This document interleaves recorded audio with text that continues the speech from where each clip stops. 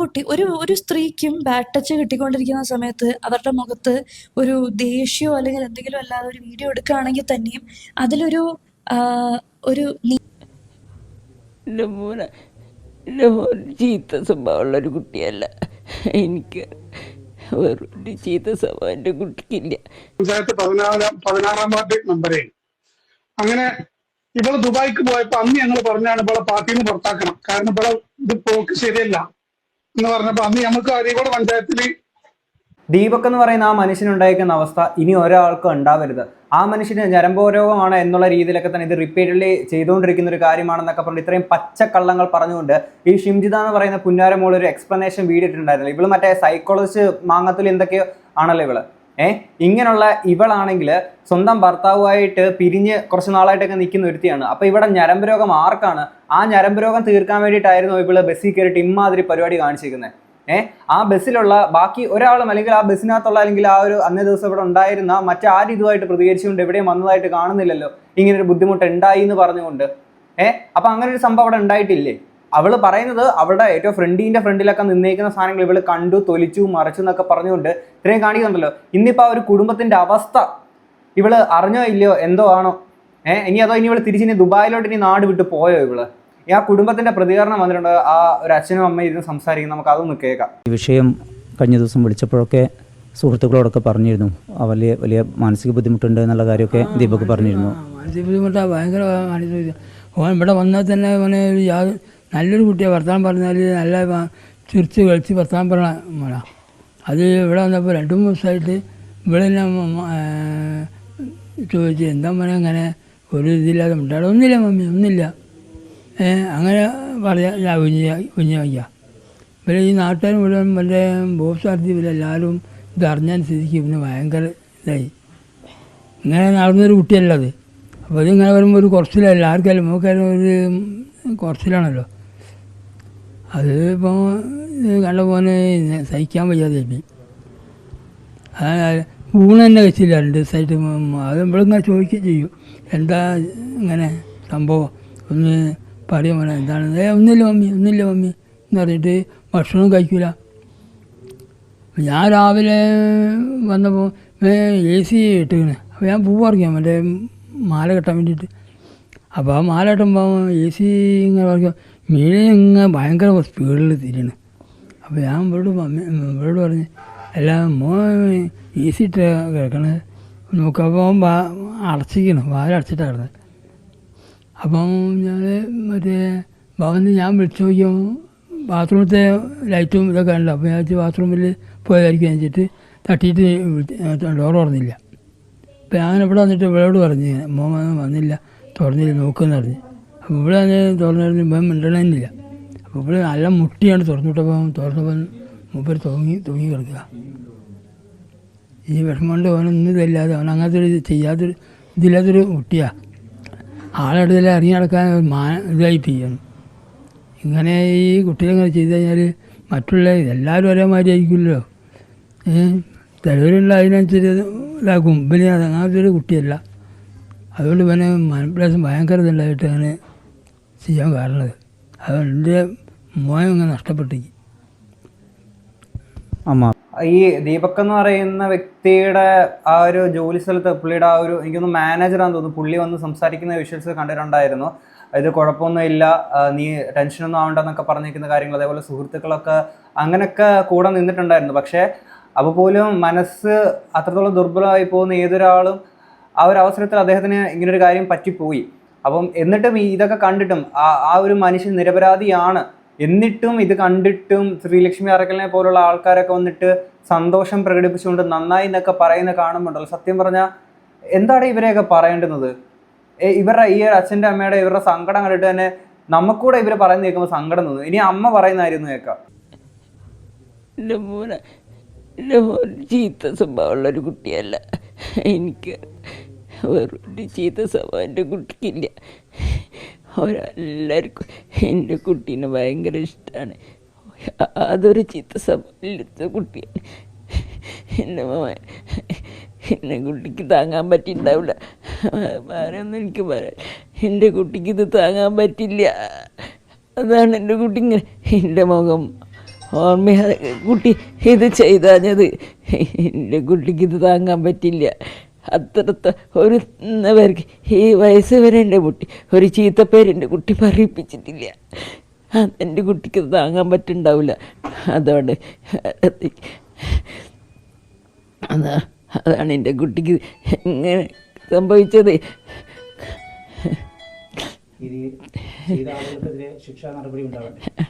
അതുണ്ടായിക്കോട്ടെ, ഇനി ഒരാൾക്കും ഇങ്ങനെ വരരുത്. ഒരമ്മമാരും ഇങ്ങനെ വേദനിക്കുക, ഈ കാരണം കൊണ്ട് ഒരു അമ്മമാരും വേദനിക്കാൻ പാടില്ല.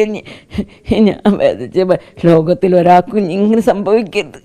എനിക്ക് അത് മാത്രമേ ഞാൻ പറയുന്നുള്ളൂ, വേറെ ഒന്നും വേണ്ട. ആർക്കും ഉണ്ടാകാൻ പാടില്ല ഒന്നും. ഇങ്ങനെ ഒന്നും ചെയ്യാത്ത കുറ്റത്ത് എൻ്റെ കുട്ടി പോയില്ലേ. എനിക്കിനി എൻ്റെ ജീവിതത്തിലൊന്നുമില്ല, എനിക്കൊന്നും വേണ്ട.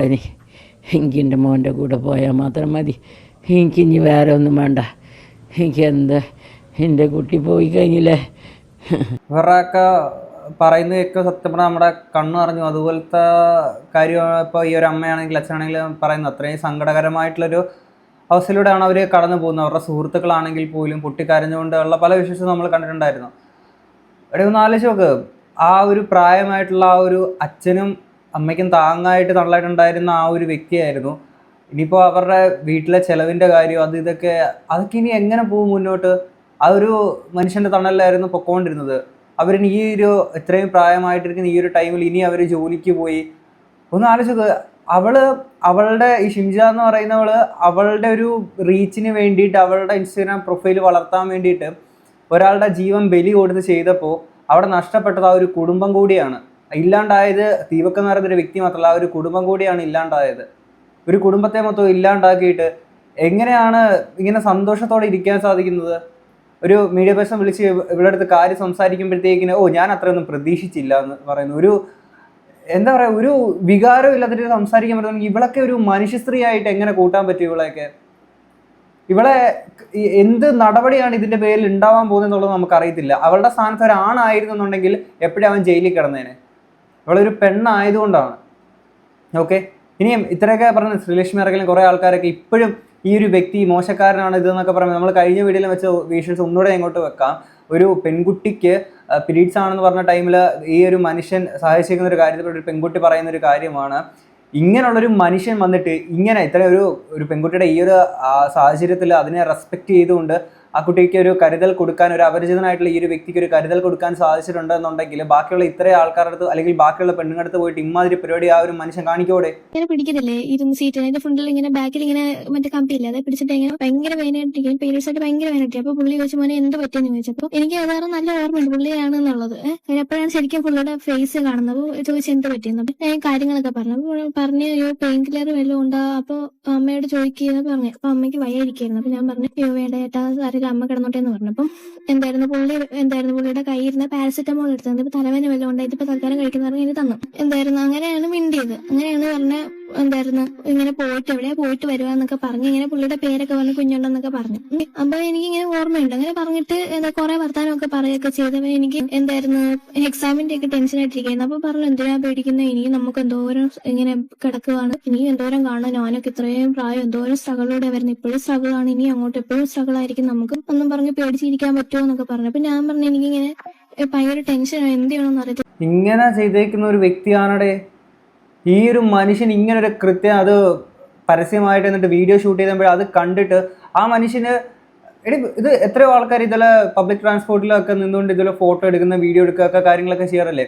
അതുപോലെയൊക്കെ കരുതിയിട്ടുണ്ടായിരിക്കാം ആ ഒരു മനുഷ്യൻ. അതേസമയം ഇവളുടെ മുഖത്താണെങ്കിൽ ഒരു ദേഷ്യമോ അങ്ങനത്തെ ഒരു സാധനങ്ങളൊന്നും ഇല്ല. ഓക്കെ, ഒരു ഡോക്ടറിൻ്റെ ഒരു വീഡിയോ ഞാൻ കണ്ടിട്ടുണ്ടായിരുന്നു. അതിനകത്ത് ആ ഡോക്ടർ പറയുന്നുണ്ട്, ഇന്ന് ആക്ച്വലി വീഡിയോ ചെയ്യുന്നത് എന്താന്ന് വെച്ച് കഴിഞ്ഞാൽ ഇപ്പൊ 2-3 ദിവസമായിട്ട് നമ്മൾ സോഷ്യൽ മീഡിയയിൽ കണ്ടുകൊണ്ടിരിക്കുന്ന ഒരു വീഡിയോ ഉണ്ട്. ഒരു പെൺകുട്ടി ബസ്സിൽ ട്രാവൽ ചെയ്യുന്ന സമയത്ത് നിന്നുകൊണ്ട് പോവാണ്. അപ്പോൾ സൈഡിലുള്ള അല്ലെങ്കിൽ ഫ്രണ്ടിലുള്ള ഒരു പുരുഷൻ അവരുടെ ചെസ്റ്റ് ഭാഗത്ത് ഇങ്ങനെ ടച്ച് ചെയ്യാനായിട്ട് കൈകൊണ്ട് ശ്രമിക്കുന്നു എന്നുള്ളത് വരുത്തി തീർക്കുന്ന രീതിയിലുള്ള ഒരു വീഡിയോ. പക്ഷേ ഇപ്പം അറിയാൻ കഴിഞ്ഞിട്ടുള്ള അതിൽ എത്രത്തോളം സത്യാവസ്ഥ എനിക്കറിയില്ല. ഇപ്പം അറിയാൻ കഴിഞ്ഞിട്ടുള്ളതെന്ന് വെച്ച് കഴിഞ്ഞാൽ ആ പുള്ളി സെൽഫ് ഹാം ചെയ്തിട്ടുണ്ട് എന്നുള്ളതാണ്.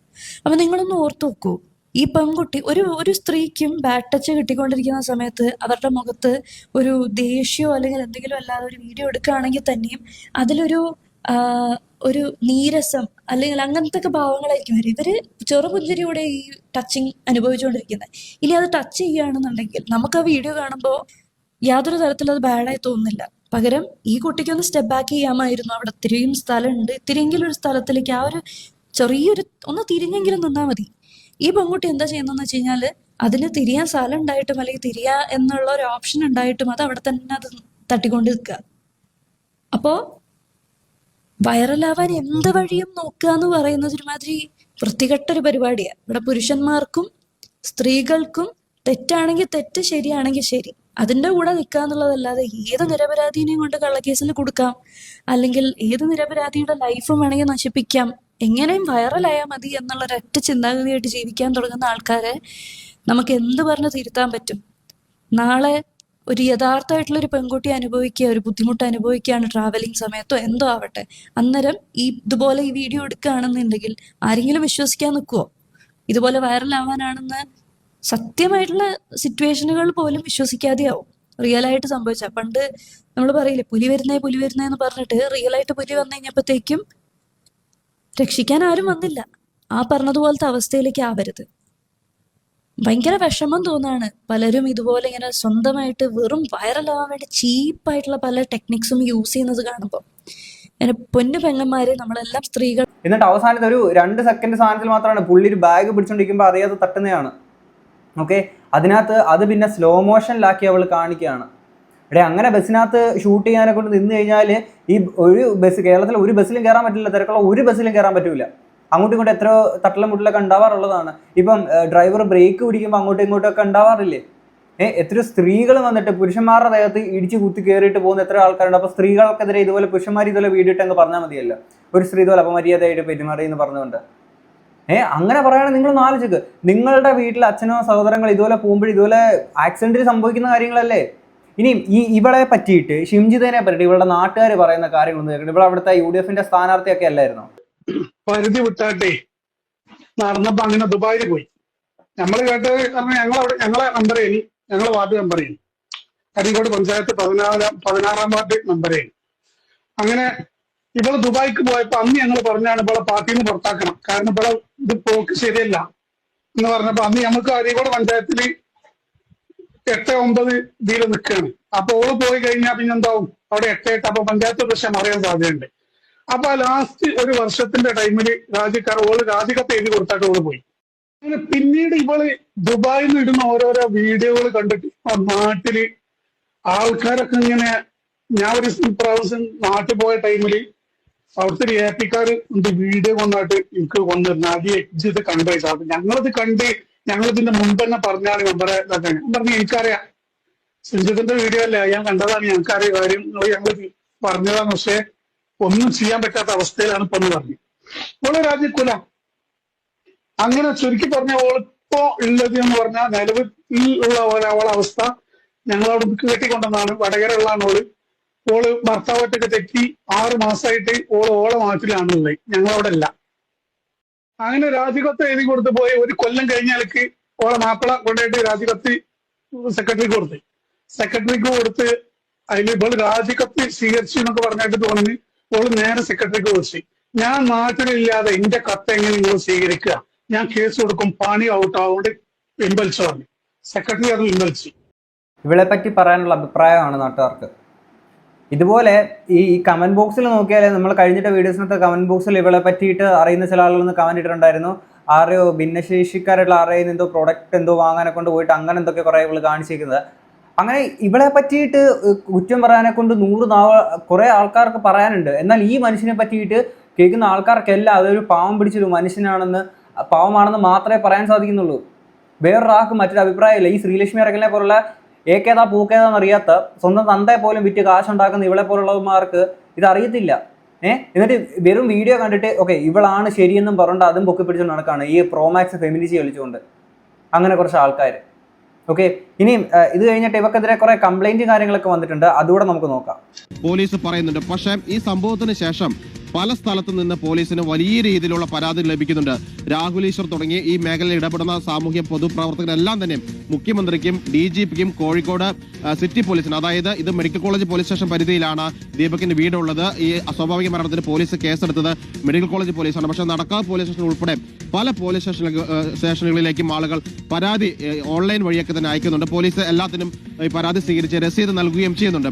ഏതായാലും പോലീസ് ഈ വിഷയം ഗൗരവത്തിലെടുത്ത് അന്വേഷിക്കുമെന്നാണ് അറിയാൻ സാധിക്കുന്നത്. അതായത് ഈ യുവതിയും ഈ ദീപക്കും സഞ്ചരിച്ച ബസ്സിൽ ജീവനക്കാരെ കണ്ടെത്തണം, ഇവർക്കൊപ്പം അന്നേ ദിവസം യാത്ര ചെയ്ത യാത്രക്കാരെ കണ്ടെത്തണം, അവരുടെ വിവരങ്ങൾ ശേഖരിക്കണം. കാരണം ഇത്തരത്തിലൊരു സംഭവം നടന്നോ എന്ന് പരിശോധിക്കേണ്ടതുണ്ട്. കാരണം യുവതി പറയുന്ന പ്രകാരം ദീപക് ലൈംഗിക അതിക്രമം കാണിച്ചു എന്ന് പറഞ്ഞുകൊണ്ട് ഈ കൈ തട്ടുന്ന ഒരു ദൃശ്യങ്ങളാണ് പുറത്തുവിട്ടിരിക്കുന്നത്. പലതരത്തിലുള്ള അന്ന് തന്നെ വെള്ളിയാഴ്ച മുതൽ തന്നെ പലതരത്തിലുള്ള കമന്റുകൾ വന്നിരുന്നു യുവതിയെ കുറ്റപ്പെടുത്തിക്കൊണ്ടൊക്കെ തന്നെ. ഇവളെ പിടിച്ച് അകത്തിടാൻ പറ്റുമോ? നമ്മുടെ ഈ സിസ്റ്റത്തിന് ഈ ഒരു കേസിൽ ഇടാൻ പറ്റുമോ?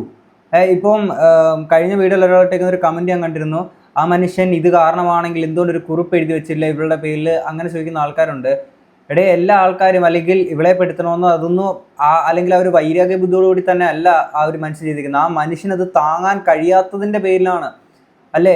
അത്രയും ആളുകൾ ചുറ്റുമുള്ള പലരും അദ്ദേഹത്തിൻ്റെ ഒപ്പം കുഴപ്പമില്ലടാ, നീ വിഷമിക്കാതിരി, ടെൻഷൻ ആവണ്ട എന്നൊക്കെ പറഞ്ഞ് നിന്നിട്ട് കൂടി ആ മനുഷ്യന് പൊതുസമൂഹത്തിൽ കുറച്ച് ആൾക്കാരെങ്കിലും ഈ ശ്രീലക്ഷ്മി അർക്കലിനെ പോലുള്ള ആൾക്കാരൊക്കെ ഇങ്ങനെ പറഞ്ഞേക്കുന്നില്ലേ, ഇന്ന് ആ മനുഷ്യൻ ജീവനുണ്ടായിരുന്നെങ്കിൽ വീണ്ടും ഒരു തവണ കൂടി അദ്ദേഹം അങ്ങനെ ചെയ്തേനെ.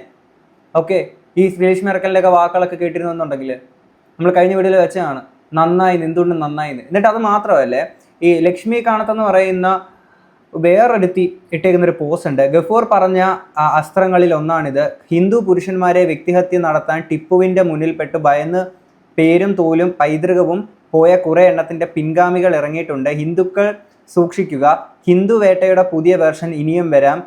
ബസ്സിൽ വ്യാജ പീഡന ആരോപണം ഉന്നയിച്ച് സ്വയം വൈറലാകാൻ നോക്കിയ താത്തയാണ് ഈ നിരപരാധിയുടെ വിധിക്ക് ഉത്തരവാദി എന്ന് പറഞ്ഞുകൊണ്ട് ഇട്ടേക്കാണ്. ഇതിൻ്റെ ഇടയിൽ ഈ മതം കുത്തി കയറ്റിയിട്ട് പറയുന്ന ഈ വർഗീയത ഉണ്ടാക്കാൻ ശ്രമിക്കുന്ന ഇങ്ങനെയുള്ള കുറേ പുഴുക്കുത്തുകളുണ്ട്. പറയാണ്ടിരിക്കുക എങ്ങനെയാണ്? ഇതുപോലൊരു വിഷയം വരുമ്പോഴത്തേക്കിന് ഈ സമൂഹത്തിലെ ഈ കീടങ്ങൾ, ഈ സെപ്റ്റി ടാങ്കിനെക്കാട്ടിലും അല്ലെങ്കിൽ സെപ്റ്റി ടാങ്കിൽ പോലും നാണക്കേടുണ്ടാക്കുന്ന ഇതുപോലത്തെ ചില പുഴുക്കുത്തുകളുണ്ട്. ശ്രീലക്ഷ്മി അറക്കൽ, ഏതാണ്ട് ഇപ്പോൾ ഈ പെണ്ണുമ്പുള്ള ഇങ്ങനെ കുറച്ച് ആൾക്കാരൊക്കെ. എന്തോന്നടേ ഇത്? എന്തോന്നിത്? ഒരു മനുഷ്യൻ നിന്നെ ഈ ഒരു ഭൂമിയിലില്ല. ഓക്കെ, ആ മനുഷ്യന് ഇങ്ങനെ ഇല്ലാത്തതിൻ്റെ കാരണമായിരിക്കുന്നത് എന്താണ്? ഇതുപോലുള്ള ഉള്ളമാരുടെ തോന്നിയാസങ്ങളാണ്. ഇനി ഇവക്ക് ആ കുടുംബത്തിന് തീർച്ചയായിട്ടും നീതി കിട്ടേണ്ടത് തന്നെയാണ്. വളരെ സ്ട്രോങ് ആയിട്ട് തന്നെ ആ ദീപക്, ആ മനുഷ്യൻ്റെ കുടുംബവും സുഹൃത്തുക്കളും എല്ലാം വളരെ സ്ട്രോങ് ആയിട്ട് തന്നെ കേസും കാര്യങ്ങളൊക്കെ ആയിട്ട് ഇതിലൊപ്പം നിൽക്കേണ്ടതാണ്. അവർക്ക് കിട്ടാവുന്ന പണി അങ്ങേയറ്റത്തെ കിട്ടേണ്ടത് തന്നെ. കാരണം ഇനി ആ ഒരു കുടുംബം എങ്ങനെ അവരുടെ ചിലവ് കാര്യങ്ങളൊക്കെ പോകുമ്പോൾ, ദീപക് എന്ന് പറയുന്ന ഒരു വ്യക്തിയായിരുന്നു ചിലവ് കാര്യങ്ങളൊക്കെ നോക്കിയിട്ടുണ്ടായിരുന്നു. ഇനിയിപ്പോൾ ആ കുടുംബത്തിൻ്റെ ചിലവുകൾ എങ്ങനെ മുന്നോട്ട് പോകും? ഇവള് കൊണ്ട് കൊടുക്കുമോ? ഇവള് സെപ്പറേറ്റ് ആയിട്ട് ഭർത്താവായിട്ട് അടിച്ച് പിരിഞ്ഞ് അങ്ങോട്ട് നിൽക്കുമല്ലേ? അപ്പോൾ ആ ഭർത്താവ് കൊണ്ട് കൊടുക്കും, അല്ലെങ്കിൽ ഇവിടെ തന്ത ജീവനോടുണ്ടോ ഇല്ലയോ എന്ന് എനിക്കറിയത്തില്ല. ഉണ്ടെങ്കിൽ അയാൾ വന്ന് കൊടുക്കുമോ? ഒരു കുടുംബത്തെ മൊത്തത്തിൽ വഴിയാധാരമാക്കിയപ്പോൾ അവർക്ക് സമാധാനമായി. ഈ വഴിയാധാരമായത് കണ്ടപ്പോഴത്തേക്കിന് ഇത് കണ്ടുകൊണ്ടിരിക്കുന്ന ശ്രീലക്ഷ്മി അറക്കലിനെ പോലുള്ളവന്മാർക്ക് ഭയങ്കര സന്തോഷമായി. കൊള്ളാം എന്തായാലും. ഇനിയെങ്കിലും ഇങ്ങനെ വീഡിയോസ് ഇടാനെ കൊണ്ട് നിൽക്കുന്ന, റീച്ചിന് വേണ്ടിയിട്ട് വീഡിയോസ് ഇടാൻ നിൽക്കുന്ന ആൾക്കാർ ഒരു കാര്യം മനസ്സിലാക്കുക, നമ്മുടെ ഓപ്പോസിറ്റ് ഇരിക്കുന്ന വ്യക്തി ചിലപ്പോൾ നിങ്ങൾ ഈ എടുക്കുന്ന പോലെ തന്നെ എടുക്കണമെന്നുണ്ടായെന്ന് വരത്തില്ല. ഒരുപക്ഷെ അയാൾക്ക് അബദ്ധത്തിലും എന്തെങ്കിലുമൊക്കെ പറ്റിപ്പോയിട്ടുള്ളതായിരിക്കാം. റിയൽ ഇൻസിഡൻസ് അല്ലെങ്കിൽ ഇങ്ങനെ ഉണ്ടാകുമ്പോഴത്തേക്കിന് ശരിക്കും ഇങ്ങനെ ഒരു അക്രമം നേരിടേണ്ടി വരുന്ന പെൺകുട്ടികൾ പോലും ഇനി പ്രതികരിക്കണോ വേണ്ടെന്ന് പോലും ഭയന്ന് പോകുന്നൊരു സിറ്റുവേഷനാണ് ഇവിടെ. അങ്ങനെ വിചാരിച്ചിട്ട് ആരും പ്രതികരിക്കാണ്ടിരിക്കുകയൊന്നും ചെയ്യരുത്. പ്രതികരിക്കേണ്ടത് തന്നെയാണ്. അങ്ങനെ ഒരു സിറ്റുവേഷൻ ഉണ്ടായിക്കഴിഞ്ഞാൽ അവിടെ നിങ്ങൾ ബസ്സിൽ എവിടെയാണോ ഒപ്പമുള്ള ആൾക്കാരുടെ അടുത്ത് സംസാരിക്കണം, നേരെ പോയിട്ട് ഒരു പോലീസ് കംപ്ലയിൻറ്റ് കൊടുക്കണം. അതാണ് അതിൻ്റെ പ്രോപ്പർ വേ എന്ന് പറയുന്നത്. അത് നിങ്ങൾ ചെയ്യണം. ഓക്കെ, അതല്ലാതെ ഇങ്ങനെ വന്നിട്ട് ഇപ്പം ഒരു ആക്സിഡൻറ്റിൽ പറ്റുന്ന സാധനത്തിൽ പോലും അയാൾ ഒരുപക്ഷെ അറിഞ്ഞു പോലും ഉണ്ടാവില്ലായിരിക്കും. അതിനെ എടുത്ത് വെച്ച് ഇങ്ങനെ കാണിക്കുമ്പോഴത്തേക്കിന് ഓപ്പോസിറ്റ് ഇരിക്കുന്ന എല്ലാ ആളുകൾക്കും അങ്ങനെ എടുക്കാൻ പറ്റുന്നുള്ളത് വരത്തില്ല. അതിന് ഏറ്റവും വലിയൊരു എക്സാമ്പിളാണ് ദീപക് എന്ന് പറയുന്നത്. ആ മനുഷ്യനെ വീണ്ടും ഇന്ന് നമ്മളോടൊക്കെ വിട പറഞ്ഞേക്കുന്ന ആ ഒരു മനുഷ്യൻ വീണ്ടും ആ മനുഷ്യനെ കൊന്നുകൊണ്ടിരിക്കുകയാണ് ഇവിടെയുള്ള പല ആൾക്കാരും.